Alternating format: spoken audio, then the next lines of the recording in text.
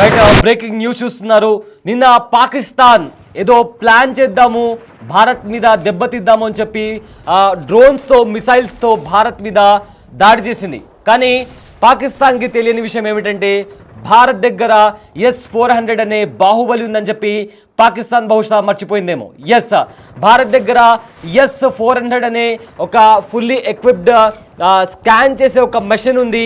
ఏమైనా క్షిపణిలు వచ్చినా, డ్రోన్స్ వచ్చినా, బాలిస్టిక్ మిసైల్స్ వచ్చినా కూడా ఖచ్చితంగా వాటిని కూల్చేసే శక్తి సామర్థ్యాలు కూడా S-400కి ఉన్నాయని చెప్పి పాకిస్తాన్కి తెలియదు. అందుకే అటాక్ చేసిన నేపథ్యంలో వచ్చిన ప్రతి మిసైల్ని, వచ్చిన ప్రతి డ్రోన్ని, వచ్చిన ప్రతి బాలిస్టిక్ మిసైల్ని కూడా భారత ఆర్మీ ఈ S-400 వాడి వాటిని ఆకాశంలో ఉన్నప్పుడే కూల్చేసిందని చెప్పుకోవచ్చు. అయితే మీరు బిగ్ టీవీ స్క్రీన్ పైన చూస్తున్నారు. ఇదే S-400 పాక్ దాడులను తిప్పికొట్టిన వైమానిక నౌక నిన్న రాత్రి పాక్కి సంబంధించిన 8 మిసైళ్లను కూడా ధ్వంసం చేసింది. అయితే గాల్లోనే ధ్వంసం చేసింది S-400. ఫైటర్ జెట్లు కావచ్చు, డ్రోన్లు, బాలిస్టిక్ క్షిపణులతో సహా ప్రతి దాన్ని కూడా ట్రాక్ చేయగల శక్తి సామర్థ్యాలు S-400 దగ్గర ఉన్నాయి. అయితే రాకెట్లపై దాడి చేసిన అత్యంత శక్తివంతమైన నౌక ఇది. అత్యాధునిక సాంకేతికతో కూడిన యుద్ధ నౌక ఇది. నిన్న రాత్రి పాక్ 8 క్షిపణులను భారత్ వైపు వదిలింది. అయితే అది భారత భూభాగానికి చేరుకునే లోపే ఆకాశంలో ఉన్న టైంలోనే గాల్లోనే ధ్వంసం చేసింది S-400. అయితే మీరు బిగ్ టీవీ స్క్రీన్ పైన S-400కి సంబంధించిన విజువల్స్ చూస్తున్నారు. S-400 ఎలాంటి మిజైల్నైనా గాల్లోనే కూల్చేయగల, గాల్లోనే కాల్చేయగల శక్తి సామర్థ్యాలు S-400 దగ్గర ఉన్నాయి. అయితే ఇది భారత్కి బాహుబలి లాంటిదని కూడా చెప్తుంటారు. అలాంటి S-400 ని ఎదుర్కోవడం పాకిస్తాన్కి అసాధ్యమని చెప్పుకోవాలి. అయితే S-400 వైమానిక దళం ఇది రష్యాకు చెందింది. ఇది విమానాలు, డ్రోన్లు, క్రూయిజ్ మిసైళ్లు, అదేవిధంగా బాలిస్టిక్ మిసైళ్లను కూడా 400 కిలోమీటర్ల పరిధిలో 30 కిలోమీటర్ల ఎత్తులో అడ్డుకునేందుకు రూపొందించబడింది. ఇది 4 రకాల మిసైళ్లను 40N6E, 48N6E3, NMN6E2, NMN6E ఇలాంటి మిసైళ్లను కూడా ఇది ఉపయోగిస్తుంది. అయితే ఇది 300 లక్ష్యాలను ట్రాక్ చేసి 36 లక్ష్యాలను కూడా ఏకకాలంలో అట్ ఏ టైం దాడి చేయగలదు. అయితే 5 నిమిషాల్లో వేగవంతమైన డిప్లాయ్మెంట్, ట్రాక్ మౌంటెడ్ లాంచర్లతో అధిక చలనశీలత, జామింగ్ నిరోధకత, ఇది పాంటిస్ S1 వంటి సిస్టంలతో కలిసి 2 స్థాయి రక్షణ కల్పిస్తోంది. అయితే రష్యా దీనిని కలిన్ గ్రేడ్, దాంతోపాటు క్రిమియా, సిరియా యుద్ధాలకు కూడా ఉపయోగించింది. అలాగే చైనా, భారత్, టర్కీ, అల్జీరియాలకు కూడా ఎగుమతి చేసింది. అయితే భారత్ 2025 నాటికి 5 స్క్వాడ్రాన్లతో 3 స్వీకరించింది. దీన్ని సందర్శన చక్ర అని కూడా పేరు పెట్టింది. సుదర్శన చక్ర అనే పేరు కూడా పెట్టింది. అయితే పాకిస్తాన్, చైనా బెదిరింపులు ఎదుర్కొనేందుకు ఈ సుదర్శన చక్రాన్ని భారత్ ఉపయోగిస్తుంది. అయితే పాకిస్తాన్ డ్రోన్లు, మిసైళ్లను కూడా మొత్తం మీద అడ్డుకుంది. ఇది S-400కున్న ఒక బెంచ్ మార్క్. అయితే భారత్ దెబ్బకు తోక ముడుచుకొని కూర్చోకుండా పాకిస్తాన్ కవ్వింపు చర్యలకు పాల్పడుతుంది. పహల్గామ్ ఉగ్రదాడికి ప్రతీకారం తీర్చుకుంటామని తేల్చి చెప్పిన భారత్ అందుకు తగ్గట్టుగానే ఆపరేషన్ సింధూర్ ప్రారంభించింది. అయితే పాకిస్తాన్తో పాటు పాకిస్తాన్ ఆక్రమిత కాశ్మీర్లో కూడా ఉగ్రవాద సంస్థల శిబిరాలే టార్గెట్గా మెరుపు దాడులు చేసిన సంగతి మనకు అందరికీ తెలిసిందే. అయితే భారత వైమానిక దాడులను గుర్తించడంలో చైనా ఇచ్చిన డిఫెన్స్ సిస్టమ్ ఫెయిల్ కావడంతో పాక్ ఉక్కిరి బిక్కిరి అయింది. దాడులు జరిగే వరకు కూడా గుర్తించలేకపోయింది. ఇక ఈ దాడులే ప్రతిగా భారత్లోని పలు వైమానిక స్థావరాలను లక్ష్యం చేసుకొని పాకిస్తాన్ దాడులకు ప్రయత్నించగా వాటన్నిటినీ భారత వైమానిక దళం పటాపంచలు చేసింది. అయితే రష్యా అభివృద్ధి చేసిన అత్యాధునిక S-400 మిసైల్ సిస్టమ్ పాక్ దాడులను గుర్తించి ఛేదించింది. దీంతో దాయిది పాకిస్తాన్కు భంగపాటే ఎదురైందని చెప్పుకోవచ్చు. అయితే రక్షణ మంత్రిత్వ శాఖ విడుదల చేసిన వివరాల ప్రకారం భారత్లో కీలక ప్రాంతాలైన అవంతిపుర, శ్రీనగర్, జమ్మూ, పఠాన్కోట్, అమృత్సర్, కాపుర్తల, జలంధర్, లుధియానా, అడంపూర్, బఠిండా, చండీగఢ్, నల్, ఫలోడి, ఫలోడి భుజా ప్రాంతాలను లక్ష్యంగా చేసుకొని పాకిస్తాన్ సైన్యం వైమానిక దాడులకు ప్రయత్నించింది. దీంతో గట్టిగా బదులిచ్చిన ఇండియన్ ఆర్మీ పాకిస్తాన్ వైమానిక రక్షణ రాడార్ను లక్ష్యంగా చేసుకొని లాహోర్ వైమానిక రక్షణ వ్యవస్థను నిర్వీర్యం చేసినట్టు తెలిపింది. అయితే ఈ అత్యాధునిక S-400 క్షిపణి వ్యవస్థ 400 కిలోమీటర్ల పరిధిలోని విమానాలు, బాలిస్టిక్ క్షిపణులు, క్రూయిజ్ మిసైల్స్తో పాటు మానవరహిత వైమానిక వాహనాలు వంటి అన్ని రకాల వైమానిక లక్ష్యాలను 30 కిలోమీటర్ల ఎత్తులో వరకు ఛేదించగలదు. సో రష్యాకు చెందిన సెంట్రల్ డిజైన్ బ్యూరో తయారు చేసిన S-400 క్షిపణి వ్యవస్థ ప్రపంచంలో అత్యంత అధునాతనమైన శక్తివంతమైన మిసైల్ సిస్టమ్. ఇది భూమి నుంచి ఆకాశానికి ప్రయోగించే క్షిపణి వ్యవస్థల్లో ఒకటి. ఇది S-400 నాటో SA-21 గ్రోలర్ అని కూడా పిలుస్తుంది. 2007లో భారత దళాలకు అందుబాటులో వచ్చింది ఈ S-400. యుద్ధ విమానాలు, బాలిస్టిక్ క్రూయిజ్ క్షిపణులతో పాటు డ్రోన్లు, స్టెల్త్ విమానాలతో సహా అనేక రకాలమైన వైమానిక ముప్పులను కూడా అడ్డుకుంటుంది. అయితే భారత్ ఇంకా పాకిస్తాన్ మధ్య టెన్షన్ వాతావరణం నెలకొన్న నేపథ్యంలో పాకిస్తాన్ నిన్న రాత్రి డ్రోన్స్తో, మిసైల్స్తో అనేక దాడులు చేసింది.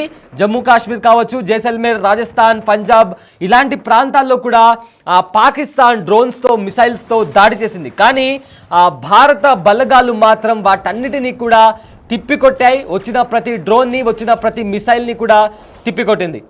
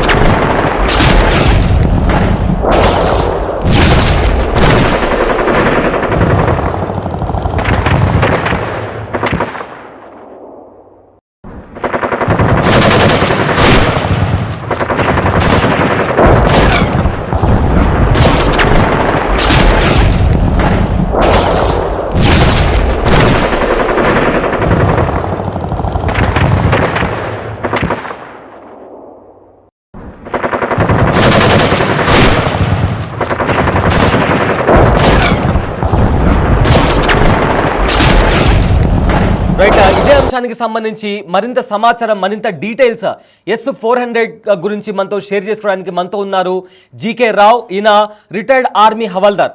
రైట్, ప్రజెంట్ మనం S-400 గురించి మాట్లాడుకుంటున్నాము.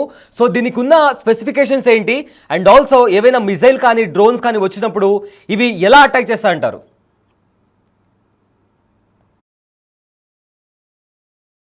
రైట్, జీకే గారు, నా వాయిస్ మీకు వినిపిస్తుందా అండి?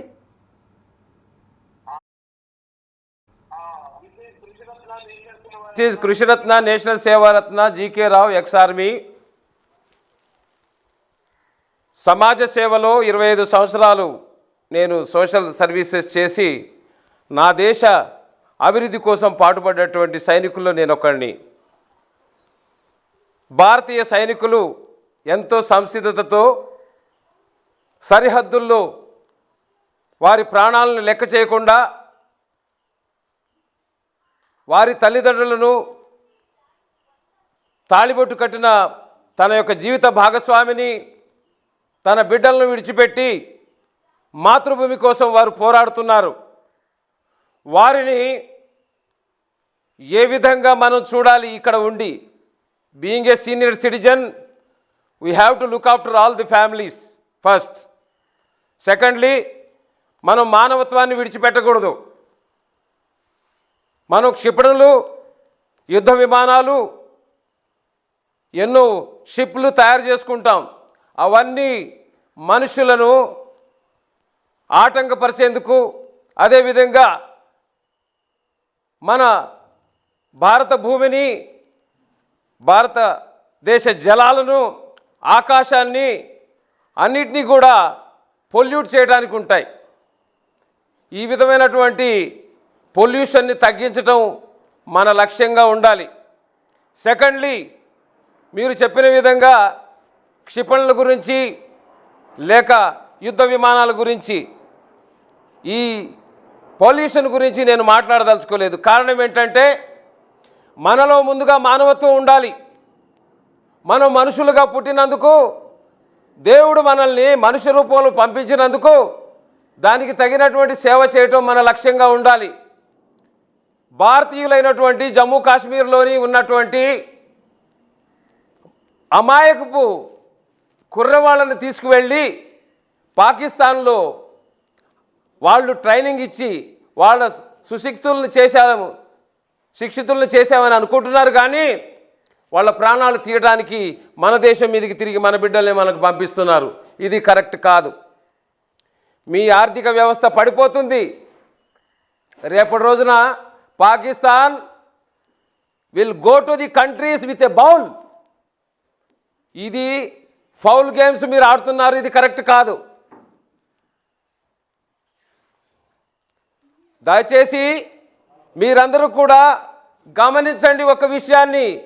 నేనేం చేస్తున్నానో, నేనేం విత్తనం విత్తుతున్నానో అదే రేపు నేను కోసుకుంటాననేది మీరు అర్థం చేసుకోండి. ఎందుకంటే as you so you reap, जैसे बोएगा वैसे काटेगा. तुम अपने देशवासियों को ले जा करके सुशिक्षित किया करके अब तुम समझ रहे होंगे ये गलत भावना है तुम्हारे अंदर. चाइना से खरीद करके, दूसरे देशों से आपने भीख मांग करके मंगवाने वाला हथियार ला करके इधर जो है भारत भूमि को सत्यानाश करूंगा करके सोचने वाले पाकिस्तानी, याद रख, एक दिन तुम कटोरा लेकर के पूरे दुनिया घूमोगे. ये जो तुम कार्रवाई कर रहे हो ना, शुरुआत तुमने किया. మా యొక్క కుమార్తెల, కుమారుల, చెల్లెళ్ళ, అక్కయ్యల మంగళసూత్రాలని తెంపడానికి చూశావు. అందుకే ఆపరేషన్ సింధూర్ సిద్ధపడింది. ఆపరేషన్ సింధూర్ మీ పాలిటీ యమదూతల్లాగా పడ్డారు, గుర్తించుకోండి. మీరు ఇక విడిచిపెట్టబడరు. మీ ట్రైనింగ్ స్థావరాలన్నీ కూడా కూల్చబడతాయి. నీవు అటువంటి విషయమే ఉంటే, అటువంటి ఆలోచనే నీలో ఉంటే నీవెందుకు తీసుకెళ్ళి నీ దేశ ప్రజలను, నీ పక్క దేశ ప్రజలను తీసుకెళ్ళి నువ్వు ట్రైనింగ్ ఇచ్చి పాకిస్తాన్ సైనికుల్లాగా తీసుకురా మా ముందుకు తీసుకురా. We are here to face. We are retired but not tired. You remember this thing. 70 ఏళ్ళు వచ్చినా, 80 ఏళ్ళు వచ్చినా వీఆర్ రెడీ టు ఫైట్. ये छाती पे जो मेडल्स लिए हुए हैं ये हवा में नहीं आया.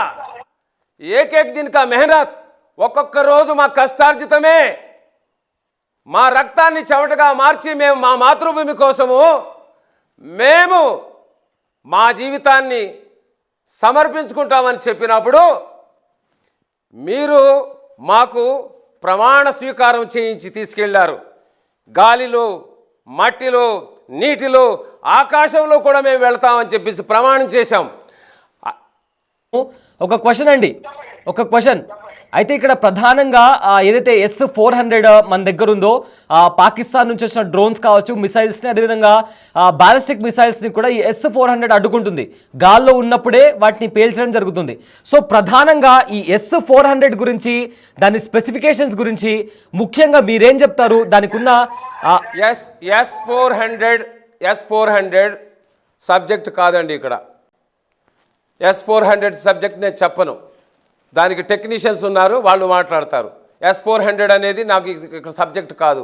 నేను చెప్పాల్సింది ఏంటంటే, నేను S-400ని పక్కన పెట్టి నా దేశంలో ఉన్నటువంటి భారతీయ సైనికుల కుటుంబాల గురించి నేను మాట్లాడతాను. మీ క్వశ్చన్ బాగుంది, దానికి టెక్నీషియన్స్ మాట్లాడతారు. ఎందుకంటే that is a technical item. That is why I was a stores keeper technical for 20 years in Indian Army. Of course, I dealt with so many arms and armament, all the kinds of stores. But the technicians will come forward to talk about that. మీరు గుర్తుపెట్టుకోండి, నేను చేస్తున్న పని ఏంటంటే ఎవరైతే వీరనారీమణులు ఉన్నారో వీరనారీమణులకు నేను నా భారతీయ సైనికులతో సేవ చేస్తున్నాను. ఎవరు విధవరాలు ఉన్నారో వారి కోసం నా సీనియర్ సైనికులు సిద్ధపడి ఉన్నాం. ఎవరు బిడ్డలు తన తల్లిదండ్రులు కోల్పోయారో వాళ్ళ కోసం మేము సేవ చేస్తున్నాం. అక్కడ S-400 గురించో ఇంకా ఫైటర్స్ గురించో లేకపోతే ఇంకొక వేరే క్షిపణుల గురించో మేము మాట్లాడదలుచుకోలేదండి. మీరు క్వశ్చన్స్ వేస్తారు, మేము ఒప్పుకుంటాం. కానీ ఆ క్వశ్చన్స్ దేని ప్రశ్న మీరు అడుగుతున్నారో దానికి సంబంధించినటువంటి టెక్నీషియన్సే వచ్చి మాట్లాడతారు. ఎందుకంటే మేము దాని గురించి మాట్లాడదలుచుకోలేదు. మేము మాట్లాడేది మా దేశ ప్రజల గురించి, మా దేశ ప్రజల ప్రజాక్షేమం గురించి మాట్లాడుతున్నాం. మానవత్వాన్ని చంపి రాక్షసత్వాన్ని పుట్టించేందుకు గాను వాళ్ళ బుద్ధి భ్రష్టమైన విధి విధానాలను మాట్లాడుతున్నాం. కారణం ఏంటంటే వాళ్ళు ఏదో దొంగదారిని వచ్చి దెబ్బతిద్దాం, మేము చొరబాటుదారులుగా వచ్చి దెబ్బతిద్దాం. No, our border safety force, security forces are there. They are protecting the country. Our national heroes are there. They are safeguard for this country. आप कभी भी ये याद रखिए, मेरे देश के वीर जवानों का आखिरी समय तक. మళ్ళీ జాయిన్ అవుతాము. ఒక బ్రేకింగ్ అప్డేట్ వచ్చింది, సో మీతో మళ్ళీ కనెక్ట్ అవుతాము. సో ప్రజెంట్ అయితే S-24కి సంబంధించి ఏదైతే పాకిస్తాన్ నిన్న దాడి చేసిందో S-400, ఈ S-400 మన దగ్గర ఉన్నంత వరకు కూడా ఏదైతే సరిహద్దుల్లో కూడా పాకిస్తాన్ కవ్వింపు చర్యలకు దిగుతుందో దాన్ని ధీటుగా కూడా ఇప్పటికే భారత ఆర్మీ బలగాలు కూడా తిప్పికొడుతున్నాయి. భారత భూభాగానికి చేరుకోక ముందే వస్తున్న డ్రోన్స్ని కావచ్చు, మిసైల్స్ని కావచ్చు, బాలిస్టిక్ మిసైల్స్ని కూడా గాల్లో ఉన్నప్పుడే కూల్చేస్తుంది. సో మీరు బిగ్ స్క్రీన్ పైన S-400ని చూస్తున్నారు. రష్యా నుంచి ఇది మనం దిగుమతి చేసుకున్నాము. ఇది భారత్కి బాహుబలి అని కూడా పిలుచుకుంటారు. అయితే దీన్నే సుదర్శన చక్ర అని కూడా పిలుచుకుంటారు. ఇప్పుడు దీన్ని భారత సరిహద్దుల్లో భారత బలగాలు డిప్లాయ్ చేశాయి. సో ఈ నేపథ్యంలో పాకిస్తాన్ చేసిన ప్రతి దాడికి కూడా భారత బలగాలు బలంగా తిప్పికొడుతున్నాయని చెప్పుకోవచ్చు.